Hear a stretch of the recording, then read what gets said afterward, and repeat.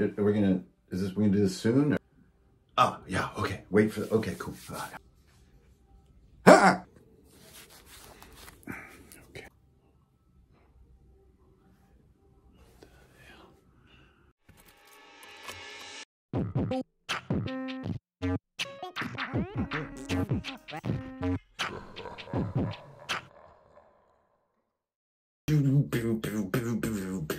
And back across the side of the screen, I'm crawling up the side of the... What, don't do that? Okay. What? Don't look right at it. Okay. Greetings, programs. Hey, it's old buddy Ingrid Bernal here, Hankering Fernail, coming back to you from Runehammer. This is Drunkens and Dragons. Everything you're seeing here, all this splendor is the workshop of my little obsession. At this point, are we even really playing old school essentials? I mean, we've changed to my hit system, which fundamentally alters the core of combat. We really don't even have our books at the table anymore. We don't use XP, we use milestone leveling. And even then, if somebody gets like a new spell or something, we're outsourcing our spell lists to the old AD&D Complete Handbook series. So are we even really playing old school essentials? Are we even playing D&D? Not really. We do roll under on all our stats. We have a lot of player-facing combat that goes on. We only have 3 saves, armor, magic, and death. And all the monsters I basically create from scratch based on inherited knowledge from 3 decades of playing. So are we really playing old school essentials? Not really, but I guess it's a way to tag which game I'm talking about. This is my OSE game. I'm in 3 weekly games right now, so it's something useful. I guess I could just call it Dirty Jobs Season 2. So this is Dirty Jobs Season 2, Session 3. Now I got my handy dandy journal here. Keep that handy in case I'm halfway through this video and I just completely lose my mind and have no idea what I'm talking about or how to remember a session, which anybody who's in multiple games knows. Even 2-3 days later, it can be hard to remember the details of what happens, but not this time because we have a huge session on our hands. Now, also, I'm going to pepper some some photos here and there into the video, but both my table games have returned to full 3D terrain. We've got painted miniatures. We've got styrofoam as far as the eye can see. So this session, the 3rd session of Session 2 with the Dirty Jobs, went back to using full terrain, full painted miniatures. Still, I mean, everybody's going to use an index card with a Sharpie scrawling on it now and again. It's kind of inevitable, but it's so fun to get back into that. So you can look at the photos that I'm going to throw in here and then also keep that in your mind's eye that these are really visual sessions and they're kind of part of the fun of what happened. But let's get to it. Now, as you know, my players were down in the town of Slimshire, which is a town that they basically created in the first season, the first campaign with this same group of players. They reached an epic level. They founded a town and indeed a religion.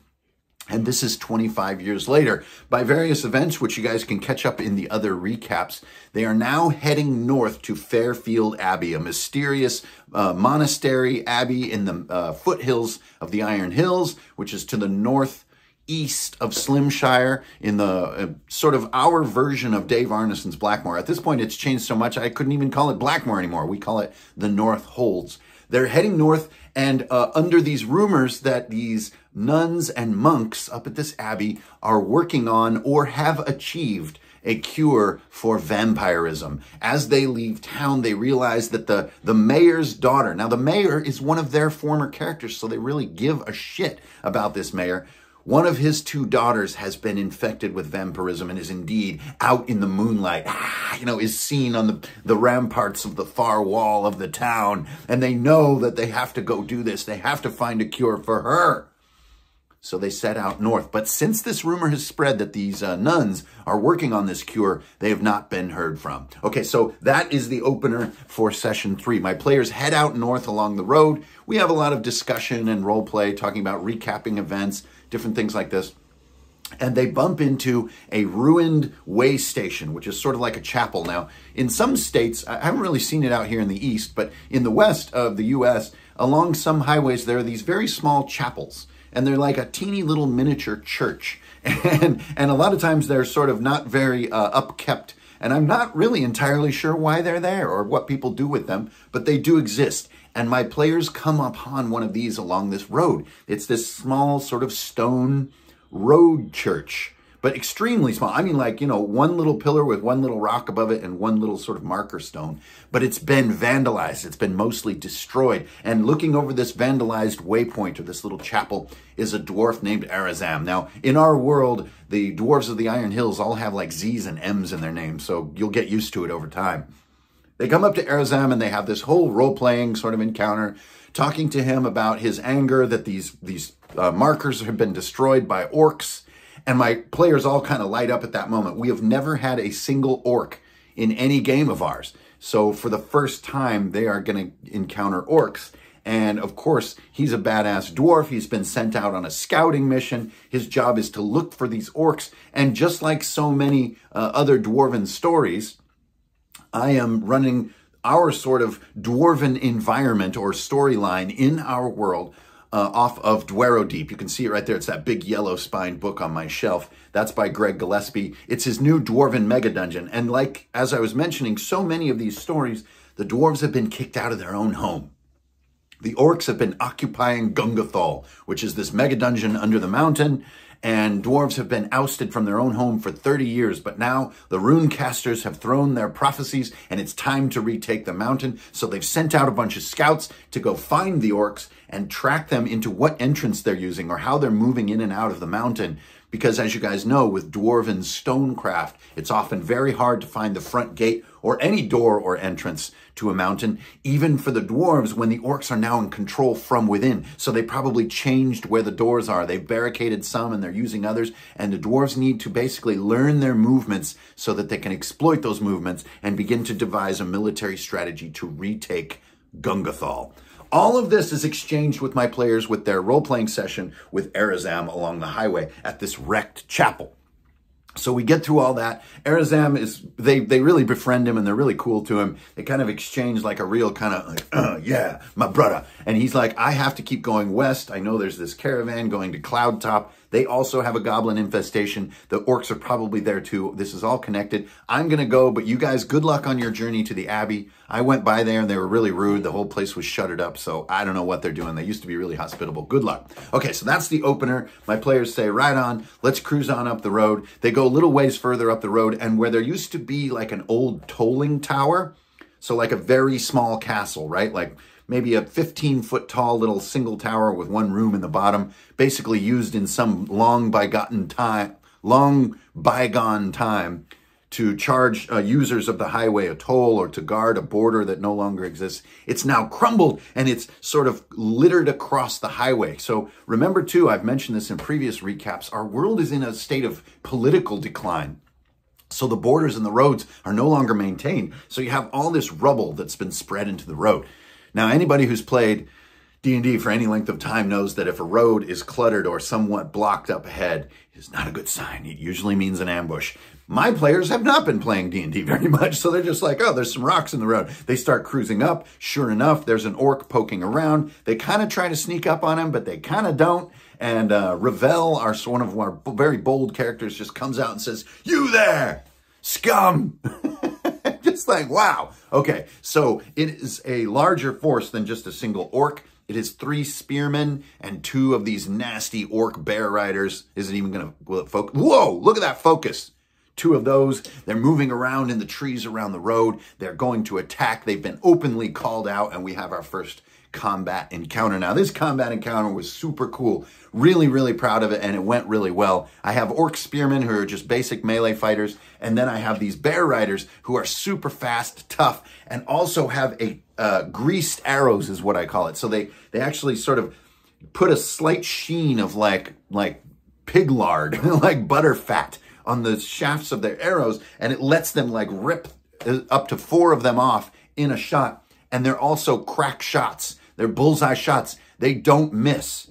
So what this means is that when one of these orc bear riders fires, they fire 1d4 arrows, and those 1d4 arrows hit 1d4 targets, and those people have to roll armor. So these guys don't roll it to hit roll. They just go bang, bang, bang. They just don't miss. It's up to you to brace with your pauldron or to lean your helmet down into your armor to take the arrow and let it bounce off.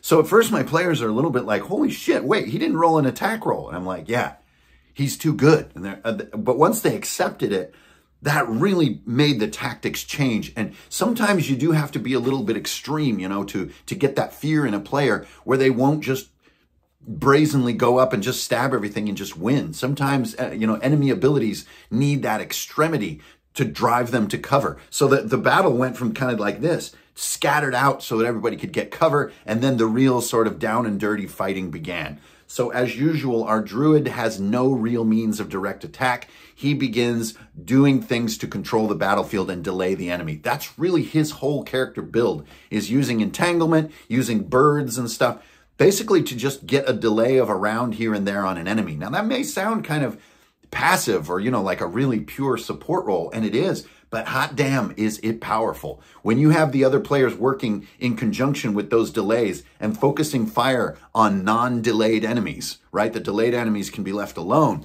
It is highly effective, and so it begins. We get some great roles in here, and we've agreed that we're kind of inventing our classes, and if I hear a compelling rule modification that we want to make part of a class, and then you can execute it, it's part of your class. So we did have that. We have a new called shot for beheading if using a greatsword. We do have a new rule involving bracing when drinking an entire skin of beer, which allows you to ignore one subsequent attack with a con roll. You know, it's that feeling of being invulnerable after a liter of beer, you know. So all these little things we're kind of inventing as we move along. And it's funny because my players said a wonderful thing. It's like, oh yeah, we're game designers, it's fine. This feeling of agency, not only in the story of the game, but in its structure and its function, to me is super freaking dope. It's wonderful to see players feel such freedom, not to just invent and do anything. That's not the point. The point is that there are limits, but that we have to agree and negotiate on what rules we're going to sort of embrace. And it's up to them also to keep notes on these rules. I'm not keeping some kind of central thing, at least yet. I think in time it's going to get so cool, we might just have to like not call it OSE anymore and publish it. I think that might have to happen because it's just growing with such an organic vibe. So anyways, we get some beheading that occurs in a really pitched battle between our character Cap and one of these orc spearmen. We get some jumping off of rocks that's occurring. Then we get some these real like fast dash type movements from these orc bear riders. They basically like zip kind of like Mega Man style across the map and then from a new vantage point. Why would I do this? This seems kind of mean, right? But what it does is it keeps players scrambling for cover. And when players are scrambling for cover, battles don't get boring. And so on it goes. We get down to the last guy, and this was hilarious. The last guy, these orcs are not stupid. He needs to go report to his command that he has encountered resistance and that more orcs need to come and hunt these characters down because they were able to kill almost an entire patrol. He needs to escape. So before the battle's really over, he sees this, my orc. He like basically drops his gear. He's had his bear put to sleep, so he jumps off his mount and he just starts running off into the woods.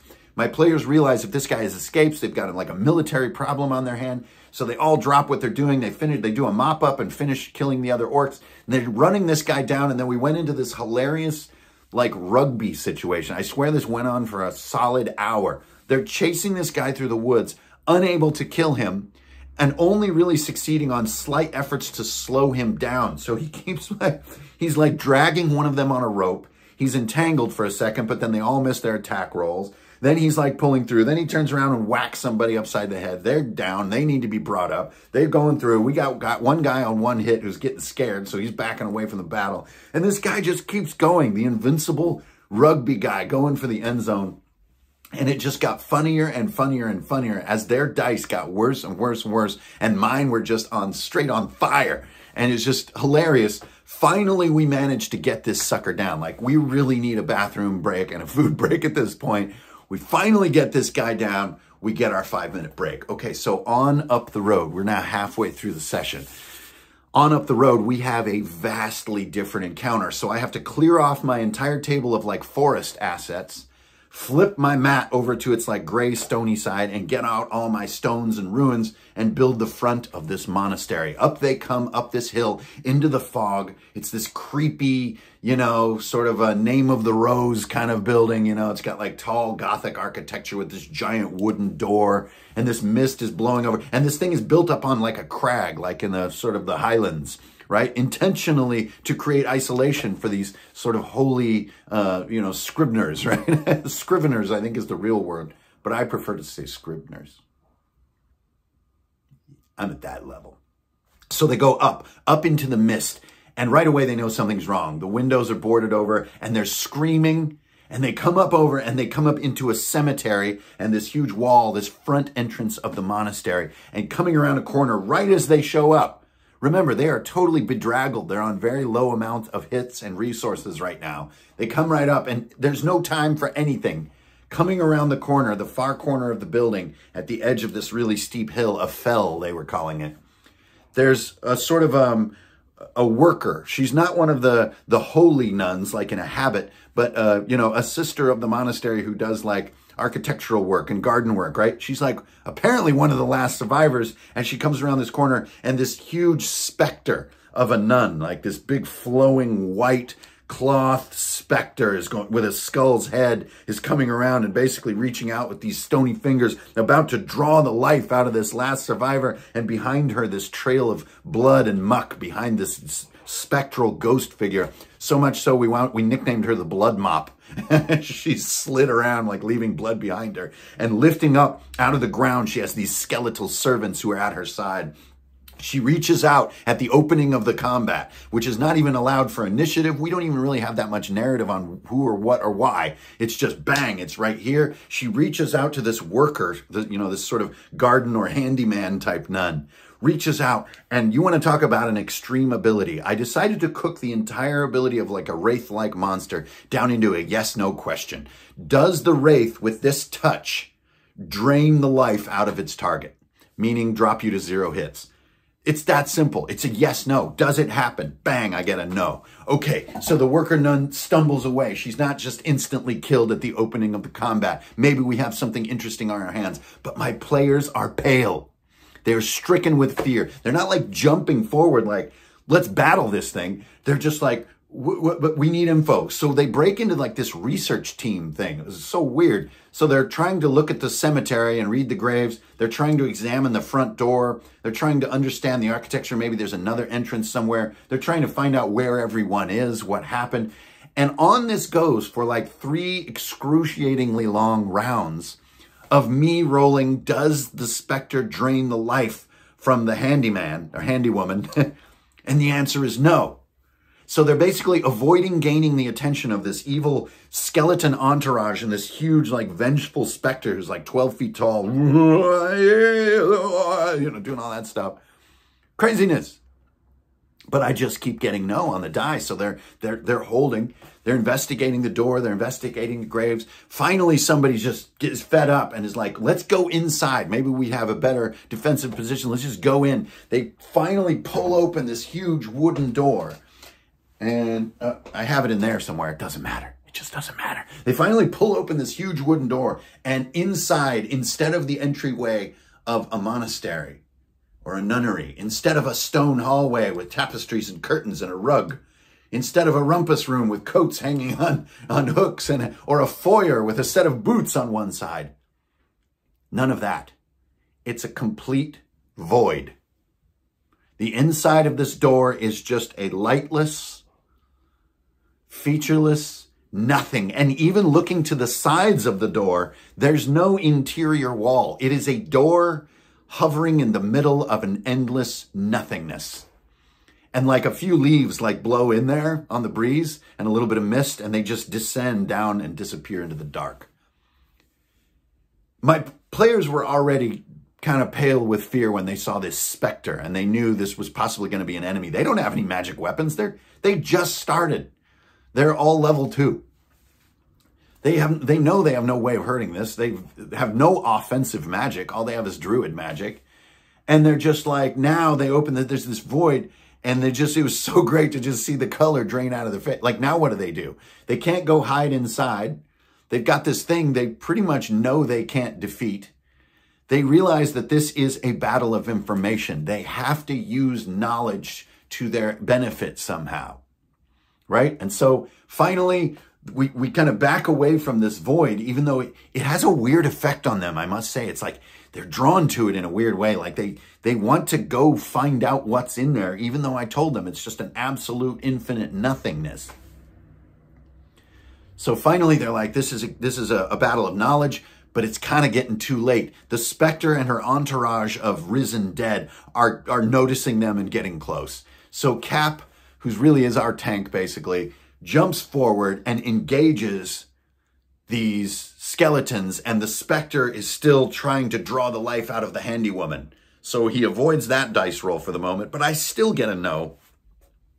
All of the skeleton, the risen guard, and as I called them, attack Cap and fail. He takes all 4 of these attacks, doesn't even notice. He's doing the thing. He's got all of the enemies occupied. This is what tanks do best. Not necessarily the killing, but the keeping them occupied. And then we finally get a breakthrough on these intelligence, translation, and wisdom rolls on these graves. They realize that the graves have portraits that perfectly resemble each of the guards, these risen skeletons. And then one of the graves belongs to Sister Agatha, and she is portrayed on her tombstone with this big white flowing nun's habit. And this is a spectral giant version of her. They realize these spirits have been lifted from their tombs by something. They ask the handy woman. They finally pull her out of this mesmeric state she's been in with the Spectre. What is going on? And she says, we delved too deep. The magic was too strong. We lost control. They've risen. And then, of course, my players say we've got to put her at rest again. We're not going to destroy these things. We need to put them at rest. And so the handy woman says, yes, that stands to reason. How do we do it? So they begin reading these gravestones, which are basically like written in Latin. They need time just to read these, these Spiritus Sancti type stuff. But there's a lot of words. It's like sort of doing a reverse exorcism, put you back in your grave. Okay, we have a solution to the situation, but I'll tell you, it's not easy. You still got to make rolls. This thing is still moving around and completely deadly. This whole feeling, the music was really building up. And for reasons that I'm not sure any of us will ever understand, our player Kilroy, who has a name that would throw you off what his character really is. His character really is a hobo, a monk, and sort of a seeker of holy knowledge. And something snaps in his brain. Something just, it's crazy. He looks in this door with these leaves drifting into this void, and he went wild-eyed. He runs across the map and just swan dives into the void. Now, I think part of this was a player just having no idea what to do next, and so finding something to do. I think part of this was a form of metagaming faith that there would be something in there. In he goes. He just base jumps into the void, just disappears in the dark. And we just describe, he's just falling so long, once his stomach kind of settles with it, he doesn't even feel like he's falling because there's no frame of reference. There's just a slight breeze, there's a wind, and he's just... So I make him wait. And I tell him, you're going to fall for D4 rounds, and I think we get like a 3. So he's going to be falling forever. That is quite a long time to fall while the other players are all playing. This is 5 players at the table, by the way. 3 rounds is no small amount of time. So he's just falling into the void. D&D, right? Shit's crazy. So these guys go on with the translation. They manage to finally finish this recitation of this ancient incantation of rest. And Sister Agatha and her risen guards are all finally, slowly, they're reabsorbed into their graves. And silence returns to this bluff. But Sister Marta, the handy woman, she has survived and now owes the heroes her life and indeed the wellness of the monastery. Remember, she's not like one of the holy magicians. She's the handy woman. The rest have all been, and she kind of goes ahead and tells my players now, the rest have all either exploded, were murdered, had their life drained out of them, or fell into the void as it encapsulated the entire interior of the monastery. But as these spirits are finally put to rest, they look again to go check on Kilroy to see if he's still just falling, if they can even see him down there. Maybe he has a light of some kind. But the void then fills in with bricks. And all the timbers return, and this dark magic that opened this void is canceled, and the interior of the monastery is now visible where the void once was. Finally, we come back to Kilroy, and he sees the top of a stone ziggurat appear down in the nothingness. And now he realizes and remembers, I'm falling at insane speed as this thing comes ripping up to him. We roll a yes, no. Do you splat or do you somehow land because of a pool of water or magic or a slowing effect of some kind? This is a character's life on a single yes, no roll right here. Bang! He survives somehow. He lands in this pool of water, crawls out, and looks around. This is basically the end of session 3. Crazy. But I do give my players a little epilogue that is between us. And a lot of times I have faith in the difference between player knowledge and character knowledge. And I'll just go ahead and give players more knowledge than their characters could ever conceivably have, just for fun, because I think it just builds the knowing of the game. So I'm like, okay, so you guys, when we set out on this, I discussed wanting to do all the things, or a lot of things we had never done in the first season. 2 of them is large-scale dungeons that I consider real classics and tasty dungeons. One of them that I chose is the Temple of Elemental Evil. This void is one of the access points to the Temple of Elemental Evil. So Kilroy is somewhere down in there, will probably not survive alone and injured for long in the center of the Temple of Elemental Evil. But I'm just saying that's going to be part of our world. Also, the other one is Gungathal, which comes from Dwaro Deep, the book by Greg Gillespie. That is the undermountain that the dwarves speak of. And so just so you know, these are kind of 2 of the large-scale choices that you're going to be facing. So we finish this up, and they're like, oh, wow, that sounds really cool. It's kind of a, what should we get into? That's interesting. Well, dwarves are always cool, but I feel like the Temple of Elemental Evil probably has more to do with the bigger storyline. Well, yeah, blah, blah, blah. And then, wait a minute. What about the damn cure? What about the cure for vampirism? The reason we all came up here and almost died. Like, half of us are on 1 hit now. Like, we have no real way to heal. Like, what about the cure? Sister Marta reaches into her overalls and presents what I describe basically as looking like the Holy Hand Grenade of Antioch. It's like a golden ball. She cracks it open. And as she opens it, I say, wait. Since you asked the question, in all their efforts using this volatile magic and opening this void and raising these spirits on accident and all this terribleness that happened to get this cure, how many doses of the cure were they able to create before it all went wrong? Roll a d4 for me. Now, a 4 here would be huge. Huge. Remember, this is a world afflicted by the arch-vampire lord that was created by my characters, that was one of my characters in the previous season of the game. So vampirism is a core and spreading problem of this world. Crack! The orb opens. The D4 is rolled. Of course, you all know what was rolled. There are no more hero coins on this table. They've been completely expended. There's no redoing this roll. It's all or nothing. And it comes up a 1. 1 dose to cure vampirism after all of this struggle. Now they face a terrible choice. That was session 3, my dudes and my dudettes. Thanks for tuning in to Runehammer, you guys. Look down in the description for useful things. Who knows what? Yeah, I publish things. Sure. I hang out on Instagram. You know, I draw stuff with Sharpies. I'll see you guys on the internet. Strength, honor, and beer. Remember, if you keep it real and you don't steal, you're always going to get a deal, all right? Tune in next time. And what's coming next? Oh, yeah, we're going to be recapping Hard Suit Session 8. It's been a fun week of gaming. Have a good weekend, you guys, and I'll see you on that old internet. All right, peace.